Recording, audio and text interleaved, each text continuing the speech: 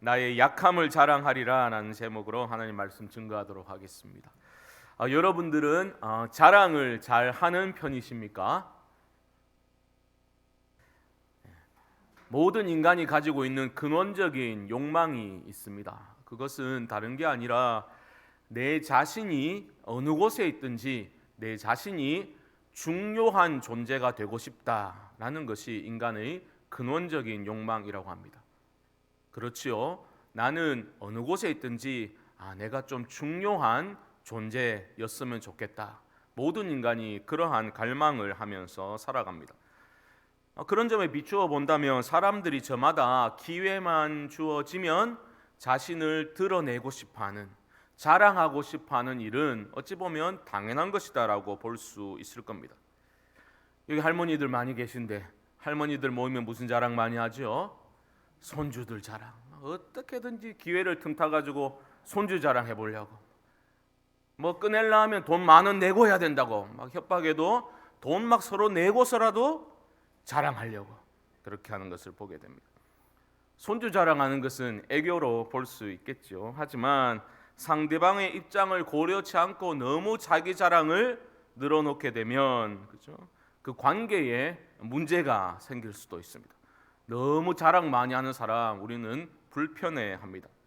신앙의 관점에서 보자면 자기 자랑을 너무 심하게 하는 사람은, 요즘 유행어가 너 인성 문제 있는 거 아니야? 뭐 그런 표현이 나오던데, 너무 자기 자랑 많이 하는 사람은 조금 바꾸어서 너 영성 문제 있는 거 아니야? 이렇게 한번 물어볼 수 있게 될 것입니다. 자기 자랑이 심한 것, 깊은 영성에서 거리가 멀다라고 보시면 됩니다. 사도 바울이야말로 우리를 진짜 좀 주눅들게 만드는 참으로 위대한 사도, 쓰임받은 하나님의 사도였습니다. 그런 바울이 이상하게도 고린도 후서에서 보면 자꾸만 자랑을 하고 있는 걸 보게 돼요.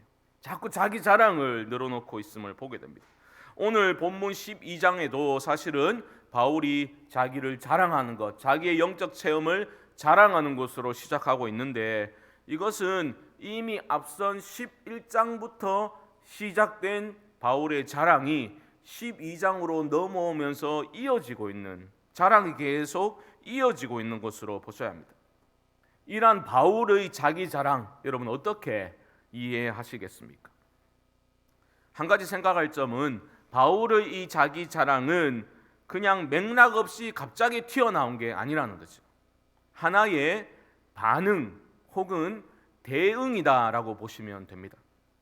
무슨 말이냐면, 고린도 교회를 힘들게 했던, 교회를 흔들고 있는 거짓 사도들에 대한 대항으로 지금 편지를 쓰는 측면이 있거든요.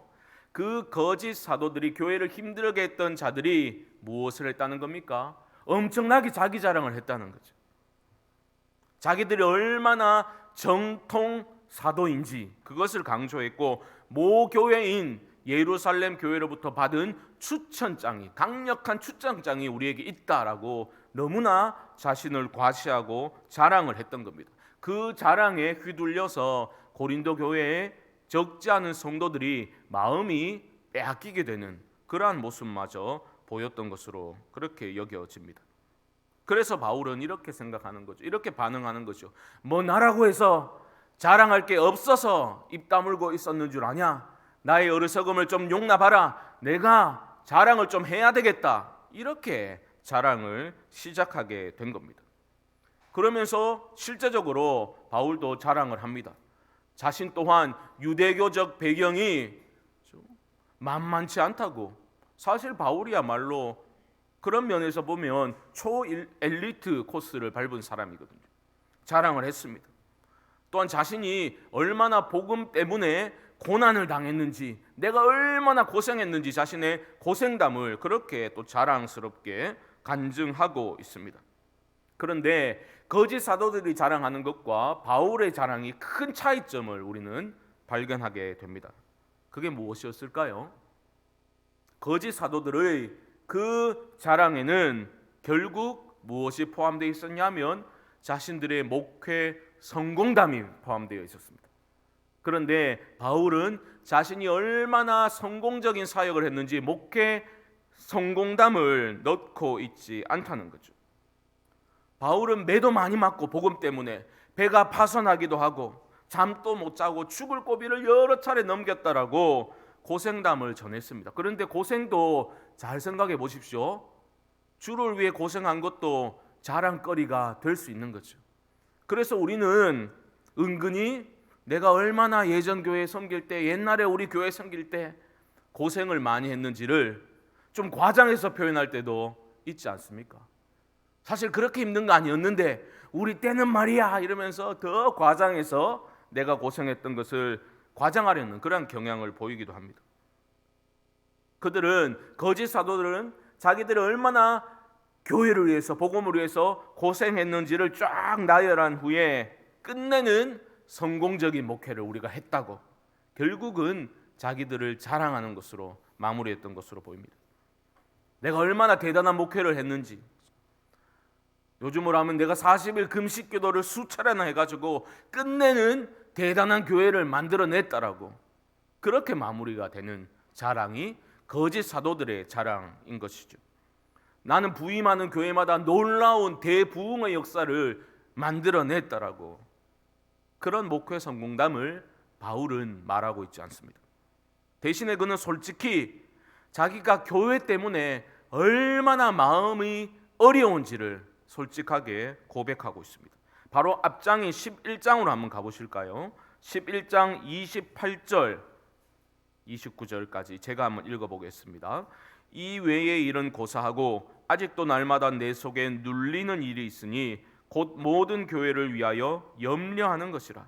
누가 약하면 내가 약하지 아니하며 누가 실족하게 되면 내가 애타지 아니하더냐. 보십시오. 지금 바울은 나는 가는 곳마다 승승장구해가지고 걱정 근심 따위는 나에게는 없다 이렇게 장담하고 있지 않습니다. 오히려 교회를 섬기면서 느끼는 그 어려움을 토로하고 있습니다. 교회 때문에 노심초사하고 애를 태우고 잠 못 이루면서 몸을 뒤척였던 수많은 날들이 있었다라고 솔직히 그렇게 털어놓고 있습니다. 내 안에 돌덩이가 하나 들어앉아 있는 것처럼 내 마음을, 내 속을 누르는 일이 있다라고 말하고 있습니다. 교회 때문에. 그러면서 30절에서는 놀라운 선언을 합니다. 내가 부득불 자랑할진대 내가 약한 것을 자랑하리라. 거짓 사도들의 그 화려한 자기 자랑에 맞서다가 마지막에 이르러서야 사도 바울은 자신의 본심을 드러내고 있는 거죠. 본심이 뭡니까? 사실 나의 진정한 자랑이 뭔지 아니? 나의 약함이야, 약함. 나의 약한 것을 나는 자랑하고 또 자랑하겠다라고 바울은 밝히고 있습니다. 여러분, 사람들은 약점을 감추고 싶어 하지요. 약점을 드러내 보이고자 하지 않습니다. 남이 이 약점을 알게 되면 나는 굉장히 당혹스러워하겠죠. 수치스러워하는 경우가 대부분입니다.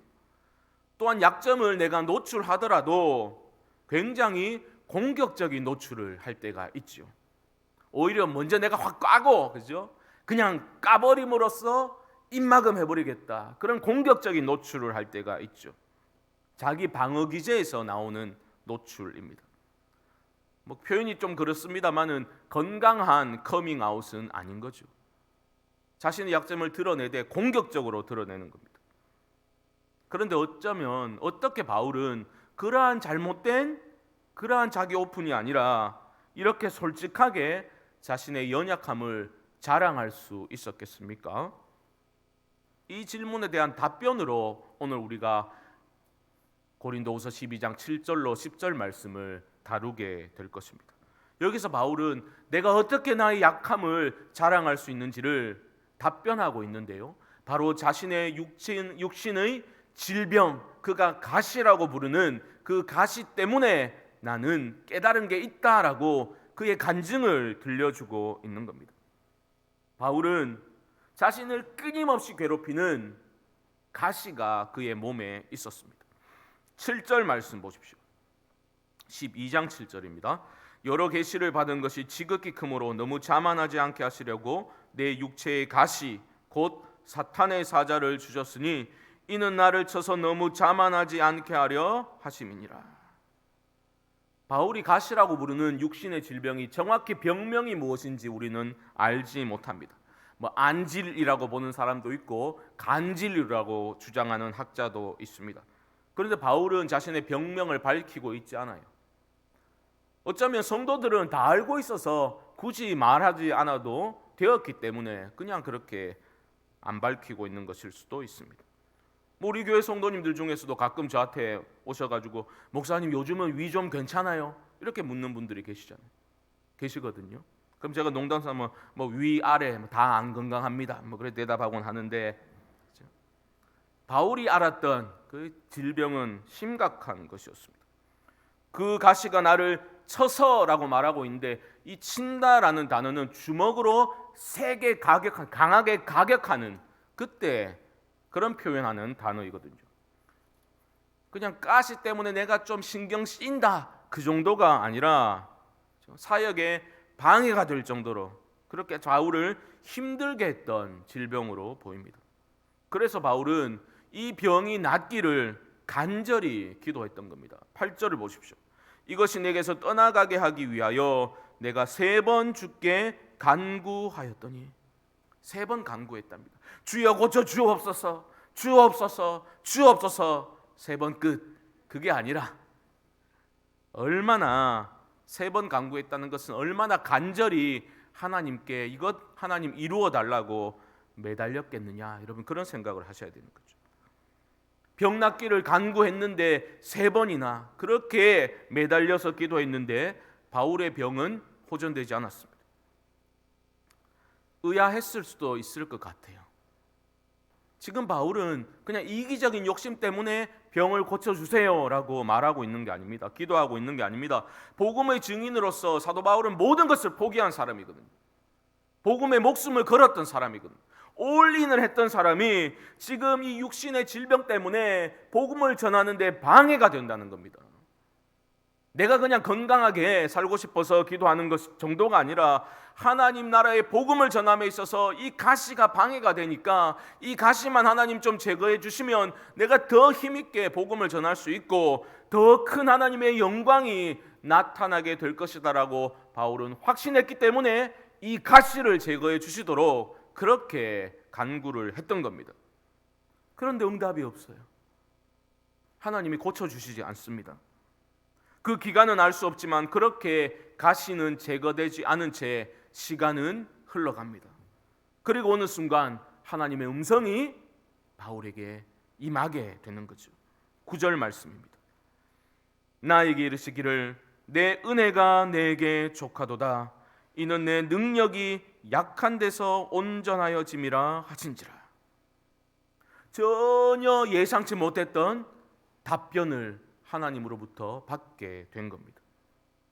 하나님이요, 내가 못 고쳐주는 게 아니라 내가 너 안 고쳐주는 거야 라고 말씀하십니다. 그리고 안 고쳐주는 이유가 뭐라고요? 하나님이 바울을 향해서 네 죄를 네가 알 건데 그 정도는 다행인 줄 알아라 이렇게 말씀하신 게 아니라 뭐라고 하신 겁니까? 나의 은혜가 너에게 충분하기 때문에 내가 안 고쳐주는 거야. 예상 밖의 답변을 하시는 겁니다. 그러면서 뭐라고 하십니까? 내 능력이, 네 능력이 아니라 내 능력이 약한 데서 온전하여지기 때문이다. 하나님이 그렇게 말씀하십니다. 나의 능력은 너의 약함 가운데서 온전해지기 때문에 내가 가시를 제거해 주지 않는 거야. 그렇게 말씀하신 겁니다. 하나님의 이 말씀이 바울의 심령을 강타해 버렸습니다. 그리고 이 놀라운 영적인 비밀을 바울이 깨닫고서 기뻐 뛰게 되는 거죠. 9절 하반절을 보십시오. 그러므로 도리어 크게 기뻐함으로 나의 여러 약한 것들에 대하여 자랑하리니 이는 그리스도의 능력이 내게 머물게 하려 함이라. 아이고 주님 병을 안 고쳐 주신다고요? 많이 아쉽지만 받아들여야지. 이런 게 아닙니다. 기뻐하는데 그냥 씩 웃고 지나가는 정도가 아니라 기뻐 미칠 지경이 된 거예요. 영적인 이 놀라운 비밀을 깨닫게 되니까 그 기쁨을 바울이 주체할 수가 없게 된 겁니다.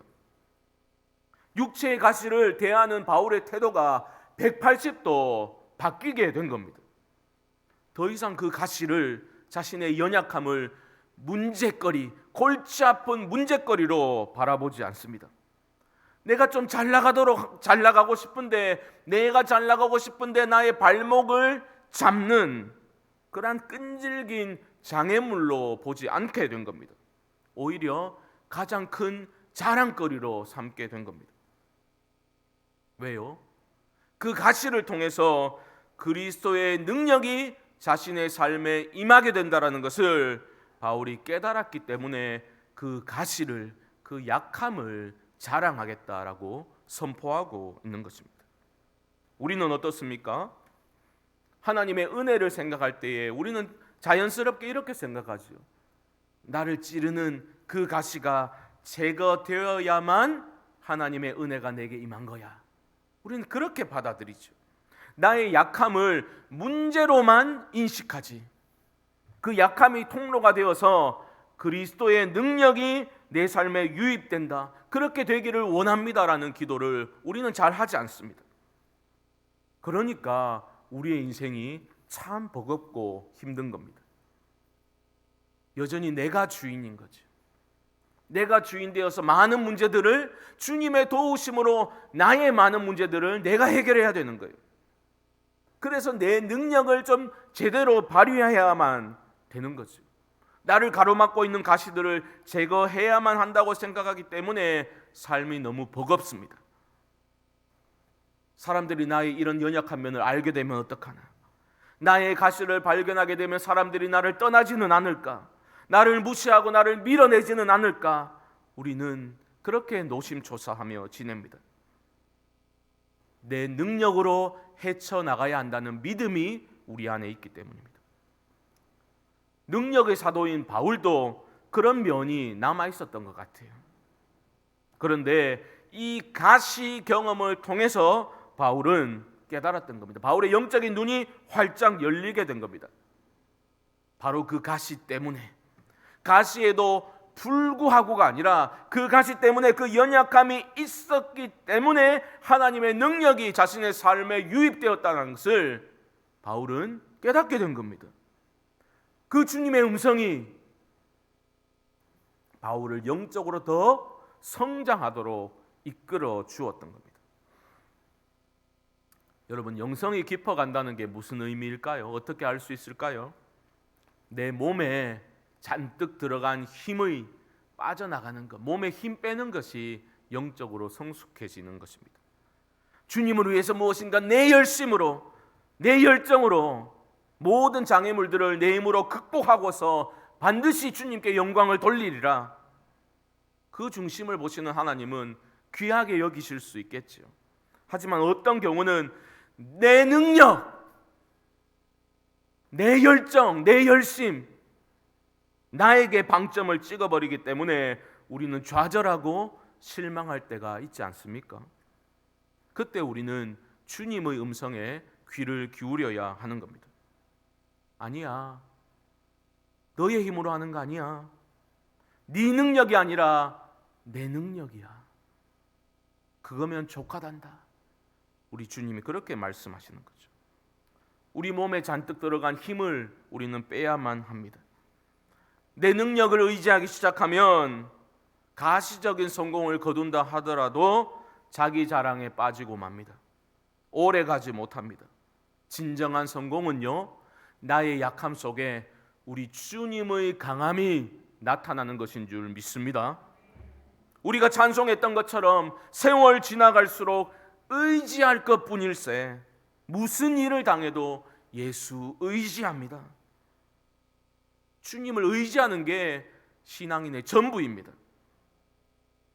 예수 의지해서 내 인생의 가시들, 내 인생의 장애물들 사라지도록만 기도할 것이 아니라 하나님의 선하신 뜻이 내 삶 가운데 나의 순종을 통해서 이루어지도록 하나님 의지하고 기도해야만 할 것입니다. 그 가시가 설령 사라지지 않는다 할지라도 그 가시를 통해서 주님의 능력이 내 삶 가운데 유입될 수만 있다면, 주님의 능하심이, 주님의 강함이 나의 연약함 가운데 빛날 수만 있다면 나는 평생 기뻐하고 감사하겠습니다. 이런 진정한 감사가 우리 모두에게 회복될 수 있기를 주님의 이름으로 축복합니다. 신앙이 어릴 때는 너무나 자기중심적으로 행동하지요. 제멋대로입니다. 제 얘기를 좀 드려보면, 요즘 어머니 댁 근처에 있는 공원에 이제 아이들을 데리고 운동을 하러 이제 저녁이 되면 가곤 합니다. 근데 막내 아들이 밖에 나가는 걸 좋아해가지고 맨날 퀵보드를 들고 나와서 가자 그래요. 그래서 데리고 저도 운동도 할 겸 그렇게 나섭니다. 공원으로 가는 길은 내리막길이에요. 그래서 빨리 달릴 수 있으니까 자꾸 막 앞서 가려고 합니다. 그러면 제가 혹시라도 사고가 나면 안 되니까 뒷덜미를, 목덜미를 이렇게 딱 잡습니다. 개 목줄을 채울 수는 없잖아요, 아이한테. 그래서 옷을 이렇게 딱 틀어지고 이제 너무 빨리 못 가도록 그렇게 이제 스피드를 조절하면서 그렇게 데려갑니다. 놓으라고 할 때가 많아요. 왜냐하면 신나게 가거든요. 공원에 가서 저는 뛰고 또 자기는 킥보드 타고 놀고 오만 일 하자는 거 다 하고 나서 이제 집에 갈 때가 되면, 갈 때는 내리막길이 어떻게 됩니까? 올 때는 오르막길이 되죠. 에너지를 많이 이제 소진했으니까 서로가 힘이 듭니다. 그때 아들이 킥보드 위에 딱 올라가서 한마디를 합니다. 자동이라고 한마디만 해요. 그러면 저는 등을 딱 밀고 계속 오르막길을 밀면서 올라가는 거예요. 저도 막 뛰고 해가지고 땀나고 힘든데 자동 그 한마디에 제가 아버지니까 애는 올라가 있고 저는 등을 밀면서 천천히 힘겹게 그렇게 오르막길을 걸어갑니다. 마음이 흐뭇한 거예요. 아버지로서 아들을 밀어줄 수 있다는 게 아무것도 아닌데 굉장히 제가 뭐 잘해준 게 별로 없어서 그런지 몰라도 굉장히 흐뭇하더라고요.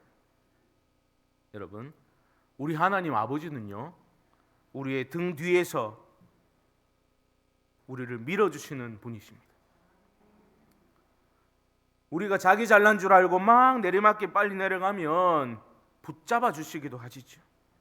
천천히 좀 가라고 그렇게 잡으실 때도 있습니다.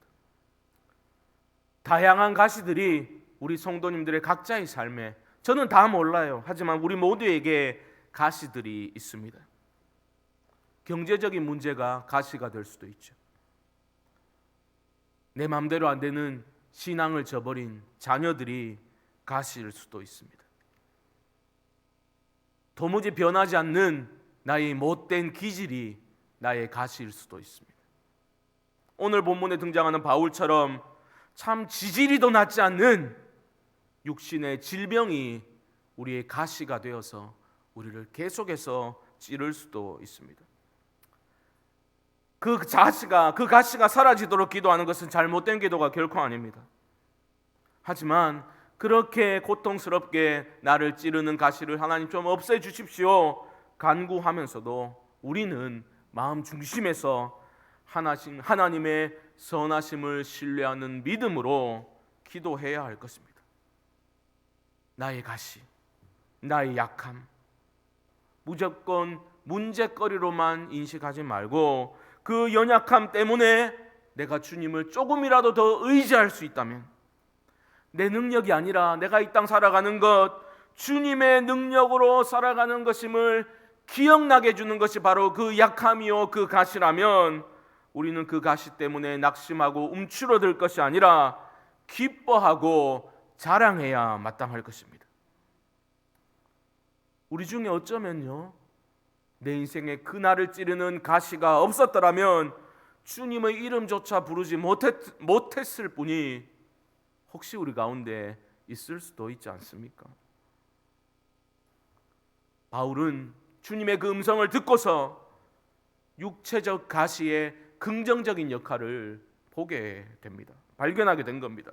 7절에서도 그렇게 말하지 않습니까? 너무 자만하지 않게 하시려고. 사실 12장을 시작하면서 바울은 자신이 경험한 그 천국의 스토리를 자랑했지요. 놀라운 영적인 체험을 그는 말했습니다. 남들이 하지 못했던, 그 누구도 하지 못했던 신비한 영적인 체험은 그 사람을 영적인 교만에 빠뜨릴 수 있는 거죠. 바울은 이제 주님의 음성을 들은 후에 그 가시는 내 자신을 교만하지 않도록 만들어주는, 깨워주는 자신에게 주신 하나님의 선물로 받아들이게 된 겁니다. 물론 지금 바울이 말하는 그 연약함과 가시라는 것은, 가시는 육체적인 질병이고 연약함이라는 것은 주님의 복음을 전하다가 받은 어려움과 고난을 1차적으로는 지시하고 있습니다. 하지만 조금만 확대해서 보면 우리가 가지고 있는 모든 종류의 그 연약함, 가시들, 그것들을 생각해 볼 수 있겠죠. 그 가시는 우리를 겸손하게 만들어줍니다. 교만하지 못하도록 만들어줍니다. 내가 좀 대단한 신앙인인 것처럼 느끼더라도 우리를 찌르는 그 가시 때문에 우리는 깨닫게 되는 겁니다. 나는 아무것도 아니구나. 나는 주님의 도우심이 없이는 아무것도 아니구나. 나의 인격은 바닥이고 나의 죄악된 본성은 늘 끊임없이 끓어오르고 있고 나는 너무나 내중심적인, 이기적인 욕심의 사람일 뿐이라는 것을 우리는 그 가시를 통해서 깨닫게 되는 겁니다. 그 깨어짐 속에 주님의 은총의 빛이 비추게 되기 때문에 나에게 소망이 있구나. 깨어짐 속에서 소망을 발견하게 되는 것입니다. 물론 우리의 약함, 가시 자체가 능력은 아닙니다. 그 약함을 통해서 우리는 주께만 소망을 두고 주의 이름을 부르며 주님을 온전히 의지하고자 할 때 주님의 능력이 우리의 약함을 통하여 드러나게 될 것입니다. 이는 내가 약한 그때에 강함이라. 나의 약함 속에 주님의 강하심이 드러나는 이 신앙의 역설의 신비, 우리 모두가 체험하여서 참 자유 가운데 주님만을 의지하고 주님만을 자랑하고 주님께만 소망을 두고 살아갈 수 있는 참 믿음의 사람으로 성숙의 길로 접어들 수 있게 되기를 주님의 이름으로 간절히 축원드립니다.